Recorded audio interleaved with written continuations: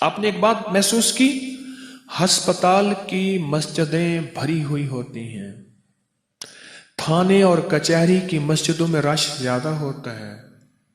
آپ نے محسوس کیا؟ تھانے اور کچہری کی مسجدوں میں رش زیادہ ہوتا ہے، ہسپتال کی مسجدیں بھری ہوئی ہوتی ہیں. کیوں؟ بے چین لوگ ہوتے ہیں، پریشان لوگ ہوتے ہیں، مسائل میں گھرے لوگ ہوتے ہیں، اور جیل کی مسجدیں بھری ہوئی ہوتی ہیں. میرا پشاور سینٹرل جیل میں میرا درس تھا پچھلے سال، تو وہاں کے ڈپٹی سیکرٹری داخلہ ہیں، بیوروکریٹ ہیں، وہ اندر لے کر گئے. مسجدیں بھری ہوئی، بہت پرانی انگریز دور کی جیل ہے، بڑی بڑی دیواریں ہیں. میں اندر گیا، مسجدیں بھری ہوئی. میں ایک دفعہ پہلے ایک میرا جیل میں درس تھا، وہاں گیا، مسجدیں بھری ہوئی. جیل میں تسبیحاں سب سے زیادہ پڑھی جاتی ہیں، اعمال سب سے زیادہ ہوتے ہیں، تلاوت سب سے زیادہ ہوتی ہے. ہسپتال کے قرآن کے وہ حرف پلٹنے والی جگہ اکثر پرانی ہو جاتی ہیں، وہ پھٹی ہوئی ہوتی ہیں جہاں سے حرف پلٹتے ہیں. اور خاص طور پہ سورۃ یاسین والا آپ قرآن کا حصہ اٹھائیں ہسپتال میں. کیوں؟ ایک سوال ہے. اس کا مطلب، سوال کا جواب یہ ہے کہ وسائل پہ ہم نے محنت کی. ایک وقت آیا وسائل کہنے لگے ہم تیرا ساتھ نہیں دے سکتے. وہ وسائل دوا کی شکل میں، وہ وسائل وکیل کی شکل میں، وہ وسائل پیسے کی شکل میں، وہ وسائل قانون کی شکل میں، وہ وسائل علاج معالجہ ہسپتال کی شکل میں تیرا ساتھ نہیں دے سکتے. کیا کریں؟ وہ مسبب الاسباب ہے، اس سے رجوع کر. ڈاکٹر بھی کہتے ہیں آپ دعا کریں، وکیل بھی کہتے ہیں بڑی بات ہے. میں نے تو پورا قانون بتایا تھا. آج پیشی میں، آج تو ہونی تھی ضمانت، بیل ہونی تھی، ضمانت ہی نہیں ہوئی. آج تو مقدمہ خارج ہو جانا تھا، خارج ہی نہیں ہوا. ایک وقت آتا ہے انسان بے بس ہو جاتا ہے. پھر وہاں تسبیح، نماز، دعا، کسی بزرگ سے دعا ہے یا نہیں ہے؟ یہ زندگی میں نظام چلتا ہے. میں کہتا ہوں بے بس ہونے سے پہلے اپنے آپ کو بے بس کر لیں. اللہ کو بڑا یہ معاملہ بہت اللہ خوش ہوتا ہے. سب کچھ اس کے پاس ہے پھر بھی گڑ گڑا رہا. سب کچھ کس پاس ہے پھر بھی اماں سے کہتے ہیں اماں 10 روپے تو دے. اماں بڑی خوش ہوتی ہے.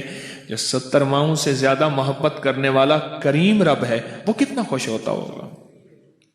سوچیں تو صحیح کہ میرا بندہ مجھ سے مانگ رہا، بھکاری بن رہا، سائل بن رہا، محتاج بن رہا، اور کہتے ہیں اللہ دے دے. اللہ تو کریم ہے، دے دے. اللہ تیرے کرنے سے ہوگا تو کرم فرما دے، یا اللہ تو فضل فرما دے. یہ کیفیت جب آتی ہے اللہ راضی ہوتا ہے، اور فرشتوں پہ بیٹھ کے میرا رب فخر کرتا ہے.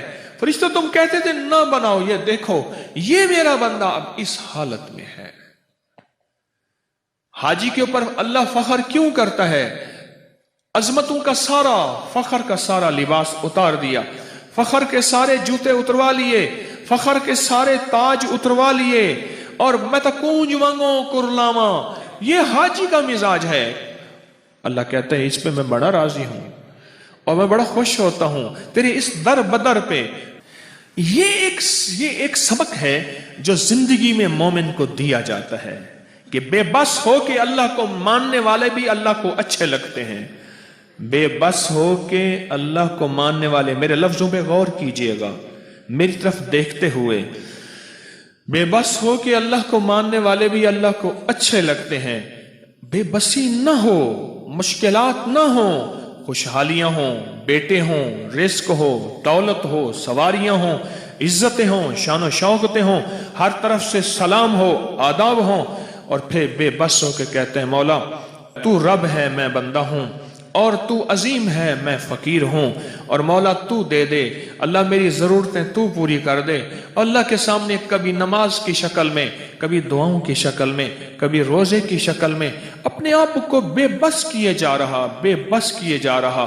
اس کا ایک بڑا رزلٹ آپ کو ملے گا، بتا دوں میں، وہ یہ ہوگا کہ اللہ نسلوں میں رزق، دولت، عزت دے گا.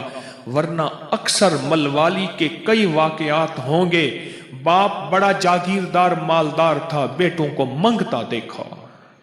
ہیں واقعات ہیں نہیں ہے؟ ہاں، تلک الایام نداولھا بین الناس، اللہ نے دکھا دیا، وتعز من تشاء وتذل من تشاء، یہ عروج و زوال کے نظام اللہ نے دکھا دیا کہ ایک پل میں اٹھا کے یوں پھینک دوں۔